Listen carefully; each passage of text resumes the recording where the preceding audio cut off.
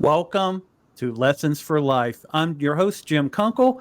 Also hosting with me is Eleni Anastos. Say hello, Eleni. Hello, everybody. It's so good to be here, and it's always great to connect with you, Jim.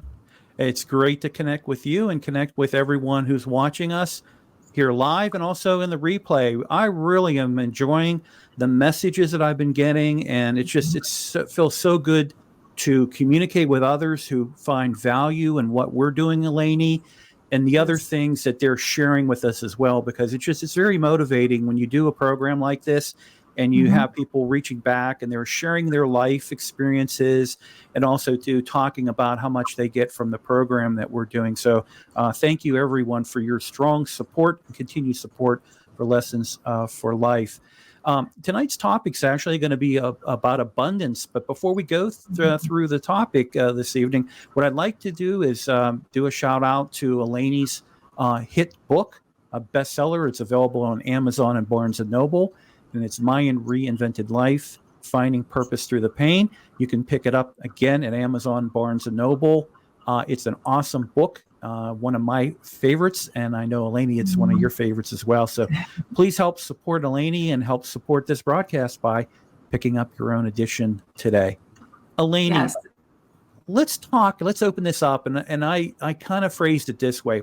The internal battle for abundance, and, abundance really correlates with positive thinking and generosity, with a central belief that there's enough out there for everyone. We always talk about, this pie, it's only a certain size and there's not enough for everybody.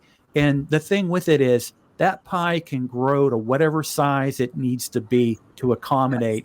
And there is a lot of abundance out there. By carving really our own niche and claiming our success, we add to the realm of possibility. And in your opinion, why is there such an internal battle related to abundance? Well, for many of us, we grew up with a story that there is a limited supply of everything, pretty much everything, of literally pie, of money, of opportunity. It's as if, well, someone get that opportunity and that means there's not going to be one for me.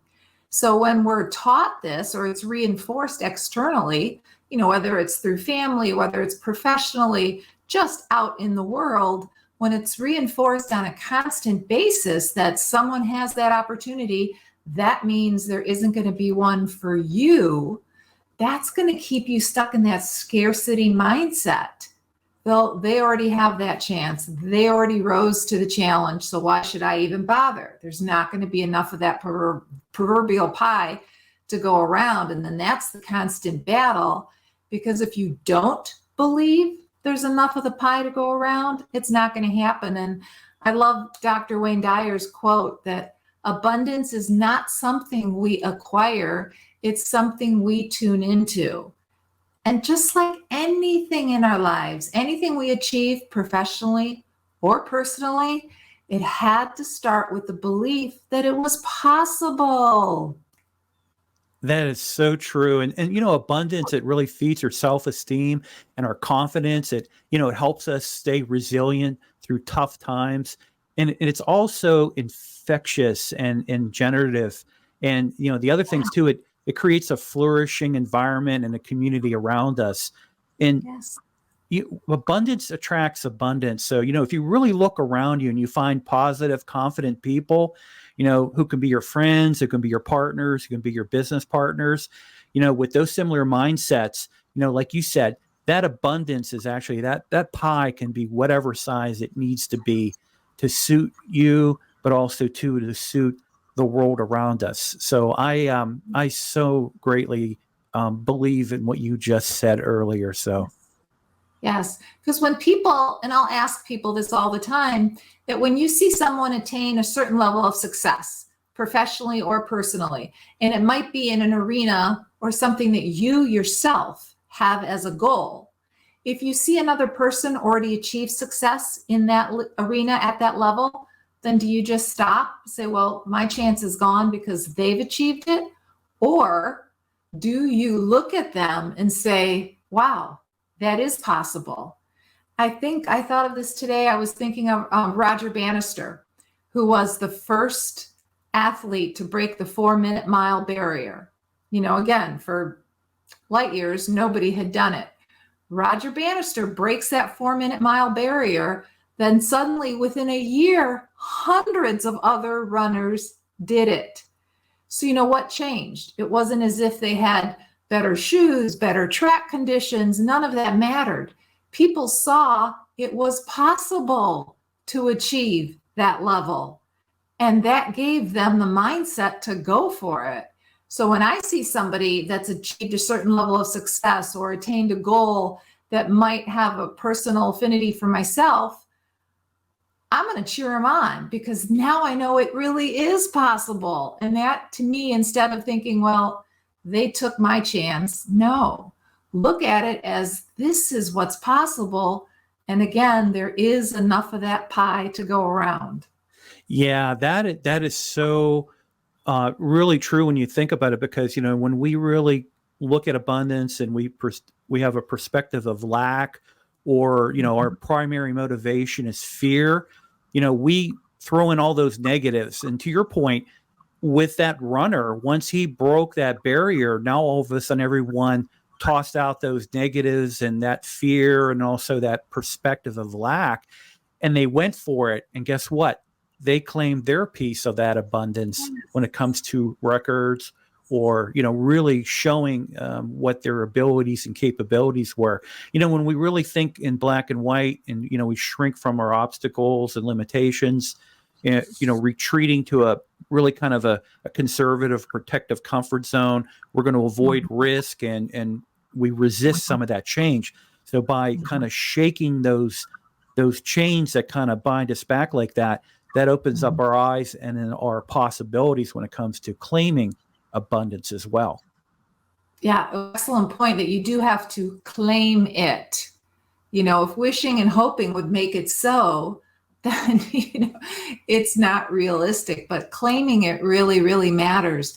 And I know I've been there, stuck in that loop before of, I can't afford it. How will I ever make this happen? I don't have the time. I don't have the money. I don't have the resources. I don't see how this is going to work. It's easy to get stuck in that negative loop, that scarcity mindset. Lack of money, lack of resources, lack of time. That's all scarcity. And when that happens, so if you get stuck in that negative loop, start asking yourself questions. Am I saying I can't do this? Am I saying I don't have the ability to do this? Am I willing to kiss my future goodbye? For me, it was hell no to every single one of those. Like saying yes, it's okay. My dreams aren't that important to me. And you let it go. Now, then let's backtrack a little bit. If they aren't that important to you, if it's that easy for you to release it, you're not that tied into it. First and foremost, it has to be your why. Why do you want it? Because I've talked to people who say, well, I want to make 7 figures. Great. Why? If you just think it's cool to make 7 figures, it's like throwing spaghetti at a wall and seeing what sticks. But if you're dialed in because you want to build that dream home, because you want to send kids to college, because you want to create a foundation to help others, you've got to have that emotional connection, have that strong desire. I think it was Napoleon Hill said in Think and Grow Rich, if you have a weak desire, you're going to have weak results. So you have to do something regularly to stay fired up and connected to why you want to achieve that goal. Then you're going to look at everything as an opportunity. You'll see the world is abundant. Nobody else took your chance. There's going to be another. You're going to carve your way in another place. At least if you believe that, you have every chance in the world. If you don't believe it, then you may as well hang it up. Yeah, perfect transition into talking about how to cultivate abundance. Abundance, let's say the abundance mindset, it really relies on a willingness to change our patterns of thought and make space for new ones. And so, that's one step. And you really covered that before just in your comments before about, that cultivating that mindset when it comes to abundance. What are some of the other thoughts or things that people can do to cultivate in themselves abundance? Yes. First and foremost, give yourself credit for everything you have already done, for everything you have already accomplished. Maybe maybe you haven't attained that income level that you wanted, or something personal that you've wanted. But if you keep moving forward, you have to give yourself credit.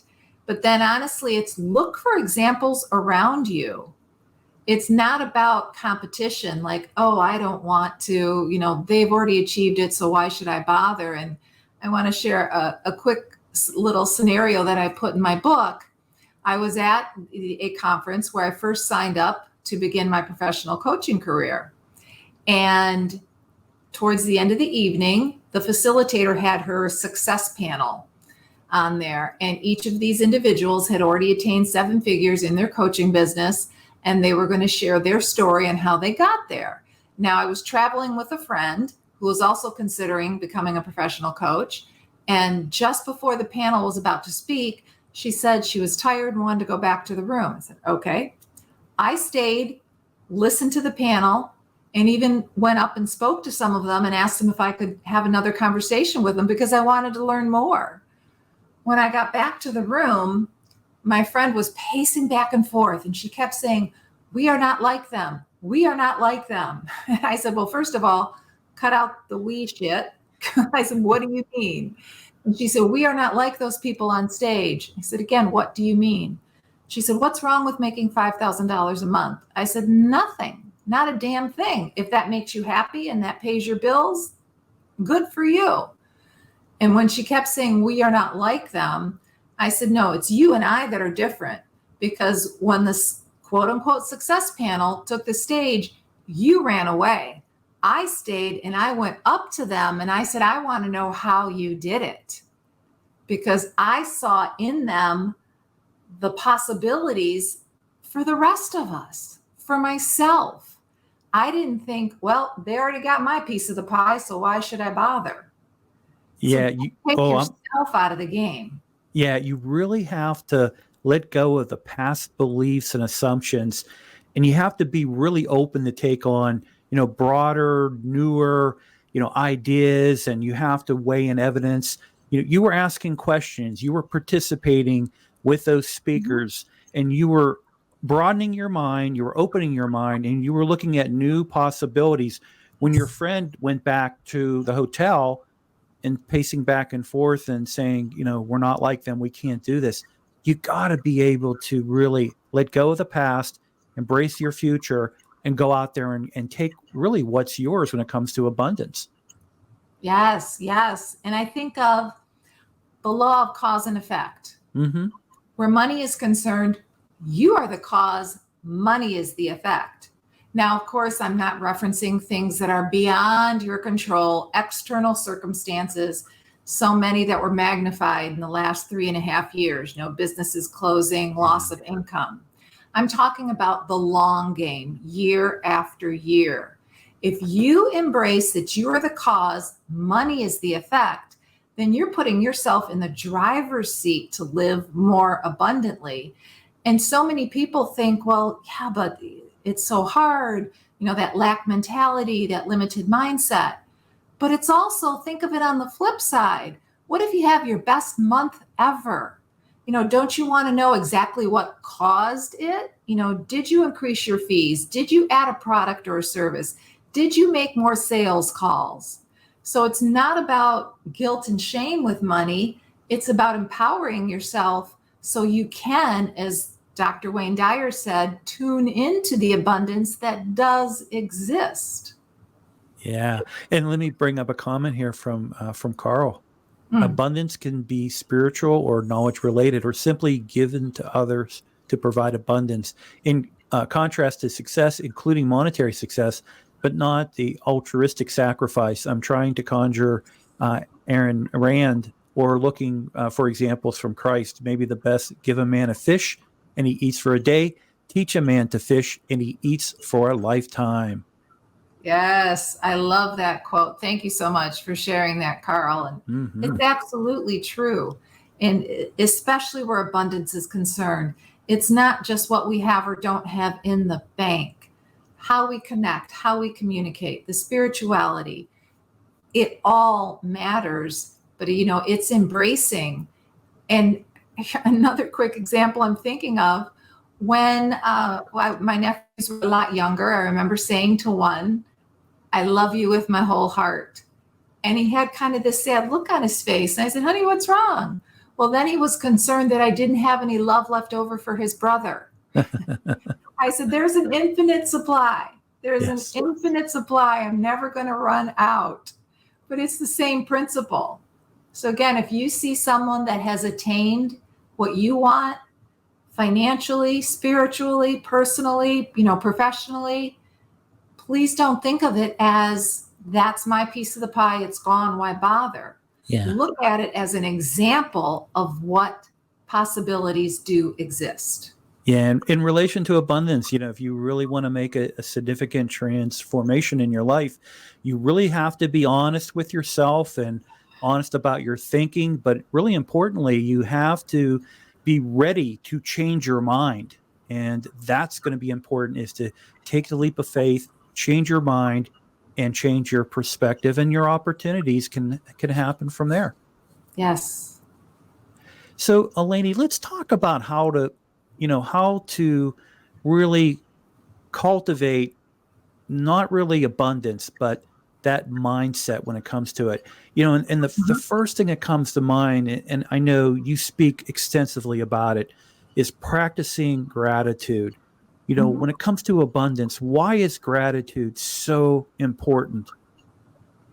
I remember the first time my mom said this to me, and who knows where it originated, but if you're not thankful for what you already have, you can't expect more to come to you. So being thankful for every opportunity, being thankful for every dollar, expressing that gratitude, expressing gratitude for your health. I literally, every morning, as soon as my eyes open up, I say, thank you, God, for another day. Thank you for my body. Thank you for my legs that move. Thank you for my eyesight. Constantly expressing gratitude for what I have. Now, do I have everything I want in my life? No, because I still have goals I haven't attained yet. But I don't believe I would attain them if I didn't appreciate what already does exist. And again, I think that goes back to Dr. Wayne Dyer and tuning into abundance.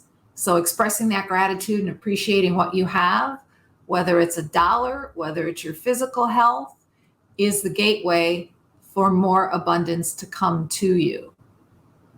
Yeah, and I think another way with mindset, small things are important. So really, you want to give even in small ways. And when you look at giving in small ways, the cumulative effect of that, because it's so much easier to give in small ways, it really adds up more than if you got a person out there who's a multi-billionaire and they make one big drop of money, it might lose its meaning and it might be forgotten. But if you're doing little things that make the difference, it's going to stick in others' minds and help inspire others, but also to help you in your pursuit of abundance. Yes. And it's not just financial. So I appreciate you bringing that up. Mm-hmm. Maybe you spend 5 minutes listening to someone that Yes. really needed that friendly ear. That gives them the chance to think, okay, this person listened to me. This person's validating me. I can find more. I can keep going. So abundance can take so many forms. So, I appreciate you saying it can be the smallest, what some people might think insignificant, because I can't write a big check. So what? Everybody can do something. Yeah. And the next thing that comes to my mind is the pursuit. You want to pursue wealth, not status. Status seems to be what everybody drives for, but really what you want is the success that comes with wealth generation. And so you really want to more pursue the wealth and the status. Do you have thoughts on that, to kind of expand on that? Yeah. Well, status, especially to me, that's just the icing on the cake. I want the 7-layer cake. That's more important than the icing on the cake. There you go. And a status, truthfully, that can change on a dime. That can change overnight. That doesn't represent who you are at a core. So when you talk about wealth, and that too, I want people to define that for themselves, because I do a lot of money mindset work, and Yes. I've had people say to me, it's not about the money.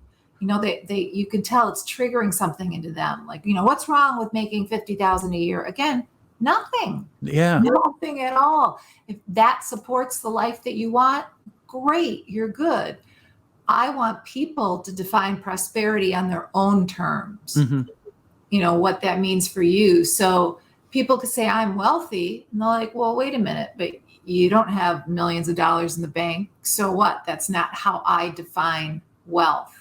So make sure it feeds your soul and your bank account on your terms. Yeah. And if I had my friend Kenny here right now, he would appreciate me saying this next word, which is savor.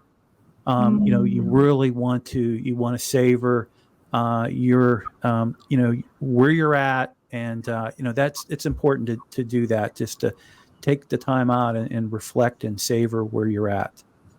Yes. Yes. Again, we've got to appreciate what we have so we can attract more coming into us, because getting stuck in that negativity, it's so easy to spiral and to go right down. I remember speaking to a group of entrepreneurs and bankers and talking about having an abundance mindset. And this woman, an entrepreneur, came up to me afterwards and she said, you say it's all abundance. You talk about we have an abundant universe. And she said, then why do I have a pile of bills and all this debt? And I said, you have an abundance of lack. And, fortunately, she didn't smack me. And I said it that way on purpose because I wanted to get her attention. So she did end up having a private conversation with me. And energy flows where our attention goes. We all have our RAS, our reticular activating system. It's the filter for our brain. We've all heard the phrase garbage in, garbage out. If we keep telling our brain there's a limited supply of money, there's a limited supply of opportunities, then our brain, that RAS, shuts down. It does not look for opportunities that can help us grow.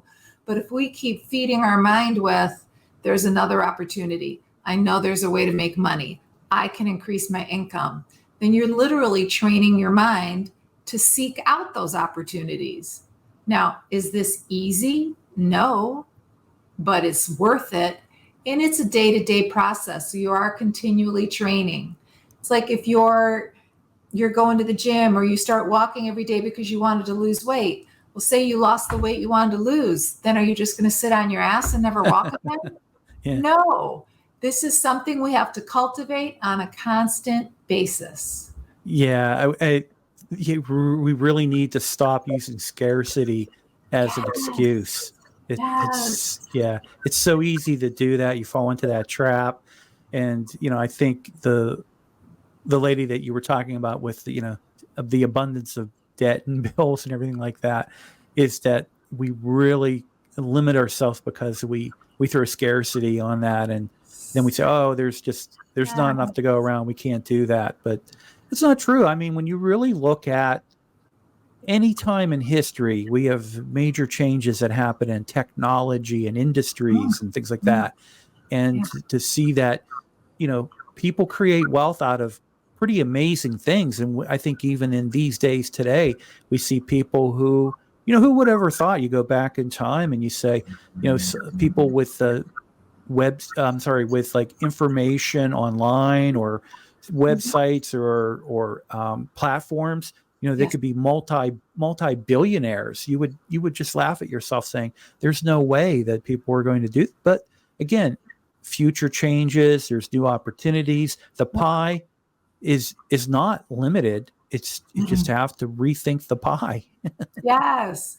Because if we stay in that lack mentality, we're going to look for a quick fix, like a Band-Aid to stop the bleed. And you can't build anything sustainable long-term, professionally or personally, if you just want that Band-Aid to stop the bleed. Again, using the analogy of those that like physically wanted to get in shape, if you're eating right, you're changing your habits, you're exercising, you're doing things that are going to add to your longevity. That's a lot different than I am just going to take this diet drink and help me lose a few quick pounds. Again, that's a scarcity lack mindset. So we have to be future focused, and abundance does exist. Even if, like, I love talking about the law of polarity as well. And that states that everything is created as a whole, positive, negative, top, bottom. If you're 50,000 in debt, that 50,000 does exist, but it's making the connection to how am I going to find it? How am I going to get it? Or how can I earn it? So again, going back to it starts with the belief that it does exist. So if you tune into abundance, you believe it exists, then you reverse engineer to figure out how to make the connection, build the bridge to it. Excellent. Excellent. So what I want to talk about next is, when you have fine wine and fine foods, you want to do pairings. You always want to make sure you have great pairings. And so in 2 weeks, next Monday, I will be traveling. I will not be able to do the live stream. So we're going to be meeting back up again, Eleni, in 2 weeks. Yes. We're going to talk about the best pairing with abundance, which is gratitude.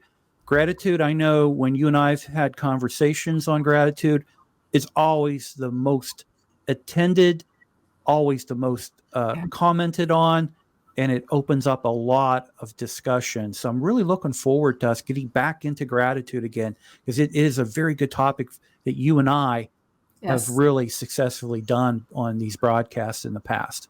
Yes, me too. I'm so looking forward to that. And honestly, it's the best thing that helps get my head back on straight.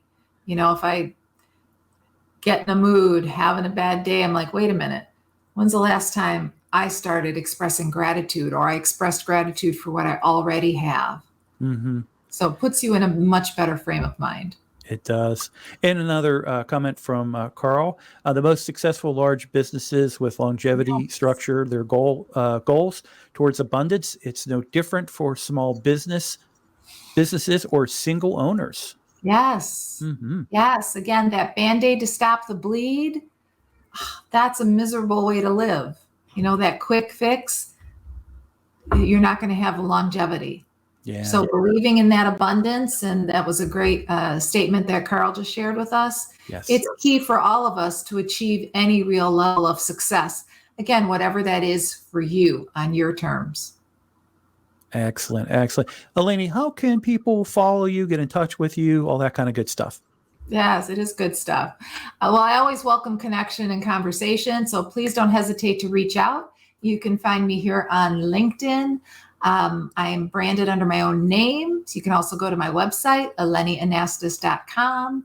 Find me on Facebook, Instagram, Twitter. Please reach out. I love extending the conversation. And we have had in the last couple of weeks, our last few live streams, we each have had people reach out to us, and it's been very rewarding. And to me, it's about cultivating those connections. So if you have a question or a comment, or you're curious about something, or maybe how this relates to your business or something you're going through, we are here for you. So don't hesitate to ask. We promise to get back to you. We definitely will do that. And you can follow me on LinkedIn as well.